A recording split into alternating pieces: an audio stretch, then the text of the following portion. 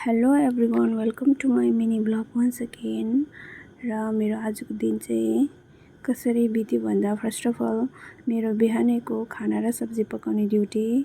अन्त त्यसको बादमा मैले आज तल पापाले अलरेडी काटिसक्नु भएको थियो दाउरा। अन्त त्यो चाहिँ दिनभरि लगाएर ओसारे हो। यस्तै हुन्छ भिजुअली भिलेज हेरेर इन्जोय गरिदिनु होस् होला। Thank you for watching.